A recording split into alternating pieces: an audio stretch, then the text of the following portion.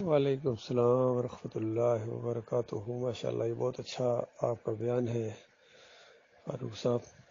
اللہ تعالیٰ آپ کو جزائے خیر عطا فرمائے اور ہمارے دوسرے ساتھیوں کو بھی اسی جوش اور جذبے کے ساتھ اللہ کی وحدانیت بیان کرنے کی ہمت دے، شرک کا رد کرے، طاغوتوں کی نشاندہی کرے، ان کے اوپر چوٹ لگے، ان کا سر کچلے، خاص کر ائمۃ الکفر جو ہے، کفر پھیلانے والے جو امام ہیں، ان کے لیڈر ہیں، ان کے اکابرین ہیں، ان کا مکروہ چہرہ دنیا والوں کے سامنے لائق دیکھو، یہ ان کے کارنامے ہیں۔ ایک دفعہ جیل میں ہمارے ایک ساتھی بنے، انہوں نے کہا بھی میں نے ایک پروگرام رکھنا ہے، لوگوں کو دعوت دینی ہے، آپ آئیں تقریر کریں۔ میں نے کہا ٹھیک ہے، الحمدللہ، بہت اچھی بات ہے۔ تقریر ہوئی، میں حیران رہ گیا، بڑا مجمع آ گیا، بڑے لوگ۔ میں نے کہا بھی بڑا اچھا انہوں نے لوگوں کو بلا لیا، بہت اچھی آج دعوت پھیلے گی خوب۔ جب تقریر ہوئی اور ان کے اکابرین کے کارنامے جو تھے، ابو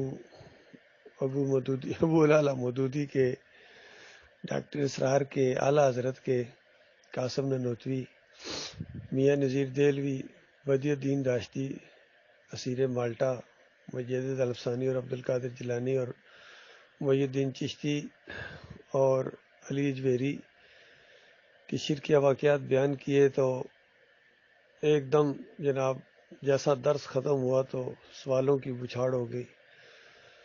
بریلوی بھی چیخ پڑے، دیوبندی چیخ پڑے، کہتے ہیں جی آپ ان کو، بلکہ جو میزبان تھے ان کو کہنے لگے کہ آپ نے تو کہا تھا کہ ہمارے اکابرین کے کارنامے بیان کیے جائیں گے، تو اس وجہ سے تو ہم آئے تھے۔ اصل میں ہمارے اس ساتھی نے دیوبندیوں کو جا کے کہا کہ آپ درس پر آئیں، دیوبند کے کارنامے بیان کیے جائیں گے۔ بریلیوں کو بھی یہی کہا، جماعت اسلامی والوں کو بھی یہی کہا، اہل حدیثوں کو بھی یہی کہا، تو سارے یہ ذہن بنا کے آئے تھے کہ ہمارے اکابرین کے کارنامے بیان کیے جائیں گے۔ تو انہوں نے کہا کہ آپ نے تو یہ کہا تھا۔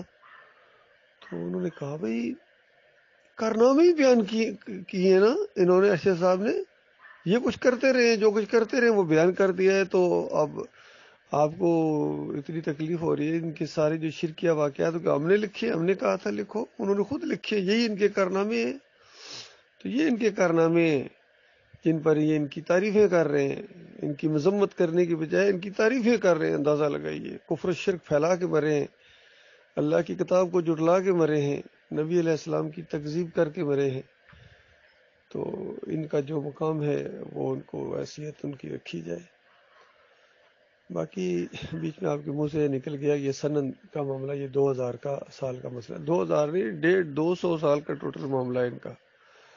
2000 تو ابھی خیر وہ بہت پرانی بات ہے، ابھی تو نبی علیہ السلام کو یہاں سے گئے اور صحابہ کا دور ختم ہوئے 1500 سال ہوئے، ابھی 2000 سال نہیں ہوئے۔ تو اللہ تعالیٰ ہمارے بھائیوں کو ہمت دے، اللہ کے راستے میں جہاد کریں۔ یہ جہاد کبیر ہے، شرک اور کفر کے خلاف آواز اٹھانا، پھر اس پر جم جانا، یہ سنت ہے نبی علیہ السلام کی، اس تمام انبیاء کی سنت ہے۔ آخری نبی محمد صلی اللہ علیہ وسلم کی سب سے بڑی سنت یہ ہے توحید کا مانا جائے۔ دوسری سنت یہ ہے اس پر جم جاؤ، اور تیسری یہ اس کو پھیلاؤ، باقی ساری سنتیں اس کے اندر آتی ہیں۔ اللہ تعالیٰ ہمت دے، ہمیں ہمارے ساتھیوں کو جمائے رکھے۔ آج زمین کفر و شرک سے بھر گئی، اور اس کے ذمہ دار یہ اجرتی مولوی ہیں، فرقہ پرست مولوی، اجرتی مولوی، مسلکی مولوی، اور جنہوں نے اللہ کے بندوں کو فرقوں میں بانٹا، اور پھر بندوں کو، انسانوں کو داتا، دستگیر، مشکل کشا، عاجز روا، غریب نواز، کیا کیا القاب دیے اللہ کے جو عربی میں نام تھے، انہوں نے اردو ترجمہ کرنے کے بعد بندوں میں دے دی اور لوگوں کو پتہ بھی نہیں چلا۔ اور آج اگر صرف اتنی بات کہا جائے علی اجویری داتا نہیں ہے، داتا اللہ ہے، تو وہ جھگڑنا شروع ہو جاتے ہیں۔ اگر کہا جائے علی رضی اللہ مشکل کشا نہیں ہے، اللہ مشکل کشا ہے، جھگڑنا شروع ہو جاتے ہیں۔ اگر کہا جائے یوسف علیہ السلام کو سجدہ نہیں ہے، اللہ کو سجدہ ہوا تھا، تو ان کے مرید ہیں، جھگڑنا شروع ہو جاتے ہیں، سرخ لال ہو جاتے ہیں۔ اس طرح یہ توحید کہ یہ دشمن بنا دیے گئے، تو ان کی بدبختی بھائی۔ ہم اپنا کام کیے جائیں گے، یہ اپنا کام کریں، اللہ تعالیٰ فیصلہ کر دے گا۔